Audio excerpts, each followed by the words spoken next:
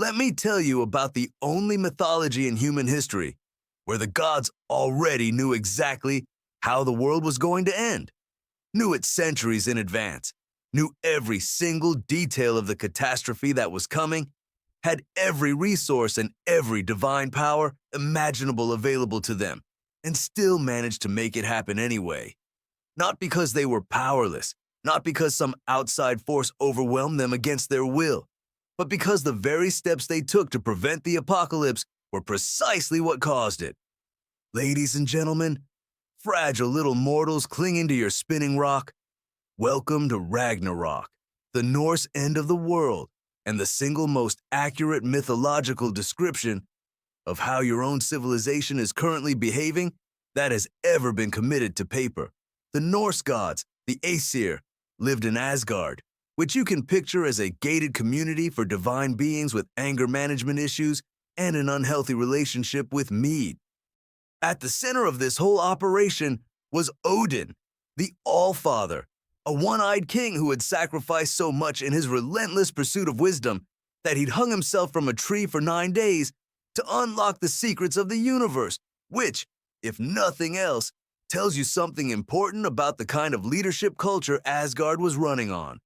Odin was obsessed, above all else, with one thing: knowing exactly how and when everything was going to end.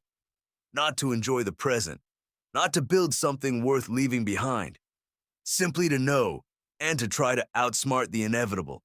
The prophecy he eventually uncovered was not subtle. Ragnarok would come. The wolf Fenrir, son of the trickster god Loki, would break free from his chains and swallow the sun. The world serpent Jormungandr would rise from the ocean depths and poison the sky. The fire giant Surtur would march from the south with a sword burning brighter than the sun itself and set the entire world ablaze. The gods would fight, and most of them would die. Odin himself would be swallowed by Fenrir. Thor would kill the world serpent and then take exactly 9 steps before dying from its venom. The earth would crack open and sink into the sea. Everything ends. The prophecy was detailed, specific, and crucially, it came with a timeline that gave the Norse gods something extremely dangerous. Enough advance warning to do something about it.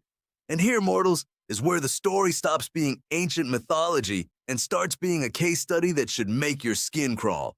Because what the Norse gods did with that advance warning is exactly, precisely, in almost every specific detail, what your own species does when presented with a credible, well-documented threat to its own long-term survival. First, they panicked. Then they made decisions based on fear rather than strategy. And every single one of those decisions made the eventual catastrophe not less likely, but more. Take Fenrir. When the wolf was still a pup, Odin could see what the prophecy said he would become. The solution seemed obvious enough. Deal with the problem before it becomes unmanageable. So the gods brought young Fenrir to Asgard, planning to raise him under their direct supervision where they could control him. This plan worked exactly as well as every other plan ever conceived by a powerful institution that assumed control and surveillance could substitute for actually solving an underlying problem. Fenrir grew faster than anyone had anticipated, and the gods, watching this enormous wolf get bigger by the day in the middle of their home, made the second catastrophically bad decision in a row. Instead of releasing him or finding a genuine long-term solution, they decided to chain him up. They tried twice with conventional chains, and twice the wolf snapped them like thread. Eventually, they commissioned the dwarves to forge a magical ribbon, impossibly light, impossibly strong, made of impossible ingredients: the sound of a cat's footstep, the beard of a woman, the roots of a mountain. Fenrir agreed to be bound by it, but only on one condition. One of the gods had to place their hand in his mouth as a gesture of good faith while the binding was applied. Only the god Tyr was willing to do it. The binding held. Fenrir bit off Tyr's hand in fury, and the wolf waited, bound, for the day the prophecy said his chains would finally break. The Fenrir situation was not an isolated incident. It was a pattern. And like all patterns involving powerful institutions managing threats they've partially created themselves, It repeated with every major problem the Norse gods faced. The next entry in this spectacular catalog of divine self-destruction was Loki, who is the most interesting figure in the entire Norse pantheon, specifically because he was never purely a villain. He was a liability the gods had chosen to keep close, a chaos agent they decided was more useful inside the tent than outside it, right up until the precise moment they decided he wasn't. Loki was clever in the specific way that makes institutions deeply uncomfortable. Not because he was evil, but because he asked the questions nobody else was willing to ask and pointed at the problems nobody else was willing to acknowledge. He helped the gods, repeatedly, significantly.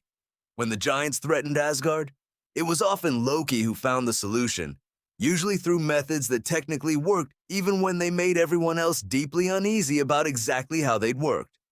But Loki also caused problems, usually through the same mechanism. His cleverness had no loyalty attached to it. He didn't particularly care about consequences, as long as the immediate situation was resolved entertainingly. The breaking point came with Balder. Balder was Odin's son, universally beloved, the closest thing Norse mythology had to a genuinely good person sitting among a pantheon of gods who were mostly just powerful humans with worse impulse control. Frigg, his mother, had traveled the entire world extracting promises from every living thing that none of them would ever harm Balder. Every plant, every stone, every animal, every element. The one thing she'd skipped, because it seemed too small and harmless to matter, was mistletoe. Loki found out about the mistletoe. He fashioned it into a dart, approached the blind god Hodor, who was standing at the edge of a party, where everyone was cheerfully throwing things at Balder to watch them bounce harmlessly off, and guided Hodor's hand to throw the mistletoe dart. It struck Balder. Balder died. The most beloved god in Asgard, the one being everyone had agreed to protect from all possible harm, killed at a party with a plant, because one person had specifically gone looking for the loophole. The gods captured Loki. What they chose to do next is where the prophecy's machinery truly clicked into place. They bound him to 3 rocks deep underground, using the entrails of his own son, with a serpent positioned above his face to drip venom onto him for eternity, or at least until Ragnarok, which, according to the prophecy they already knew about, was when he was supposed to break free anyway. His wife Sigyn sat beside him, holding a bowl to catch the venom. Every time the bowl filled and she turned to empty it, a drop fell on Loki's face, and his convulsions of pain were, according to Norse mythology, the explanation for earthquakes. They took a chaos agent who had been marginally controllable, however inconveniently, and through their decision to punish him in the most traumatic and permanent way available to them, guaranteed that when the prophesied moment came, he would not simply be free, he would be absolutely, comprehensively done with all of them. Every ship that sailed against the gods at Ragnarok, Naglfar, the ship made of the fingernails and toenails of the dead, would be captained by Loki. Every enemy they faced at the end would be sailing under his command. They had not neutralized a threat. They had created a general. This is the mechanism, mortals, that should feel most familiar to you. Not because you're Norse gods, obviously. You're considerably less impressive than that, but because your institutions run on exactly this logic every single day. The problem that gets suppressed rather than solved. The threat that gets contained rather than addressed. The person whose legitimate grievance gets answered with punishment rather than resolution. Compress something long enough and hard enough, and you don't eliminate it. You store energy in it. Every pound of pressure you apply becomes a pound of pressure that will eventually apply itself back, at a time and in a direction you no longer control, because you spent all your effort on the container instead of the contents. When Ragnarok finally arrived, it did not come as a surprise. That's the part worth sitting with before we go any further. Every single entity in Norse cosmology knew it was coming. The gods knew. The giants knew. The dead warriors in Valhalla had been training for centuries specifically to fight in this exact battle. Even the world itself seemed to understand, because the first sign of Ragnarok was not a monster rising from the sea or a wolf breaking his chains. It was 3 consecutive winters with no summer between them, a period called Fimbulwinter, during which the world simply got colder and darker and more hostile, until the social fabric holding human civilization together began to rot from the inside. Brothers killed brothers, fathers abandoned children. Every bond that normally kept people from turning on each other dissolved under the pressure of a world that had simply stopped providing enough for everyone.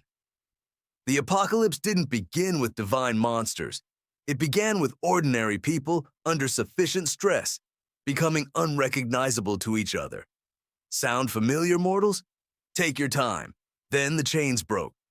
Fenrir, who had been growing in the dark for centuries, bound by a ribbon the gods had paid for with Tyr's hand, finally snapped free and opened his jaws so wide the upper jaw touched the sky and the lower jaw dragged along the earth, swallowing everything in between. Jormungandr, the world serpent, coiled around the entire ocean floor, uncoiled and began to writhe toward shore, poisoning the sea and the air simultaneously. The dead rose and boarded Naglfar, that grim ship made of corpse fingernails, and sailed for the final battlefield under Loki's command. Every monster, every giant, every suppressed and chained and imprisoned threat the gods had spent centuries containing rather than resolving, arrived at the same moment, from every direction simultaneously, because that is what happens when you defer every problem indefinitely. They don't disappear, they synchronize. The battle itself was exactly as the prophecy described. Thor killed Jormungandr and died 9 steps later from its venom. Odin was swallowed by Fenrir, exactly as predicted. The fire giant Surtur swept across what remained of the world with his burning sword until the earth itself cracked open and sank beneath the waves. The gods who had known for centuries that this moment was coming, who had dedicated enormous resources to delaying it, who had imprisoned children and chained wolves and extracted promises from every living thing in creation, watched it happen exactly as advertised, having successfully postponed it long enough to make it considerably worse than it might have been had they simply dealt with the underlying problems when they were still manageable. And here, mortals, is the refrain this particular story deserves, delivered once at the beginning, repeated now, and one final time at the end, because some things bear saying 3 times to make sure the information actually penetrates whatever is currently occupying the space between your ears, where critical thinking is theoretically supposed to live. They knew. They waited. It happened anyway. That sequence should mean something specific to you, because you're currently living inside it. Your species has had credible, detailed scientific consensus on climate change for over 50 years. Not mythology, not prophecy. Peer-reviewed research, satellite data, measurable atmospheric chemistry, the kind of evidence that would satisfy any reasonable standard of proof for any other kind of threat. You know the chains are weakening, you can see the wolf getting bigger, and the response, across 50 years of knowing, has been an almost perfect recreation of the Norse gods' exact playbook. Commissions, reports, agreements that get made and then quietly not enforced. Partial solutions that address the symptoms while the underlying mechanism keeps running. Enormous resources spent on managing the perception of the problem rather than the problem itself. And meanwhile, the 3 winners keep coming. This is not uniquely a climate story, by the way, in case you were preparing to dismiss this as politics. It applies with equal accuracy to antibiotic resistance, which your medical establishment has known about for decades and addressed primarily by hoping individual hospitals would voluntarily use fewer antibiotics, which they haven't. It applies to the structural instability of the global financial system, which was thoroughly documented before 2008, partially reformed afterward, and is currently running on largely the same incentive structures that produced the original crisis. It applies to the concentration of algorithmic power in the hands of a small number of private companies, which your regulators have been studying for 20 years, while the companies in question have grown large enough that the regulators now feel it would be too disruptive to actually do anything significant about them. In every case, they knew, they waited, it happened anyway. Or is currently in the process of happening anyway, which is in some ways worse because it means you're inside the Fimble winner right now and still finding reasons to believe this particular winner will somehow be different from the last three. The one genuinely interesting detail about Ragnarok, the one small piece of the myth that distinguishes it from pure nihilism, is that it doesn't actually end with the world sinking into the sea. After the fire dies down and the waters recede, the earth rises again, green and renewed, and two human survivors emerge from a forest where they had hidden during the destruction. A man and a woman who repopulate the world. A few gods survive as well, younger ones who hadn't accumulated enough history to be targeted by the final catastrophe. The prophecy was not extinction. It was, in the specific vocabulary of mythology, a reset. A controlled demolition of everything that had become too calcified, too corrupt, too weighed down by its own accumulated compromises to function anymore, clearing the ground for something that might do better next time. Whether that detail is comforting or horrifying depends entirely on whether you expect to be one of the survivors or one of the things the reset was clearing away. They knew. They waited. It happened anyway.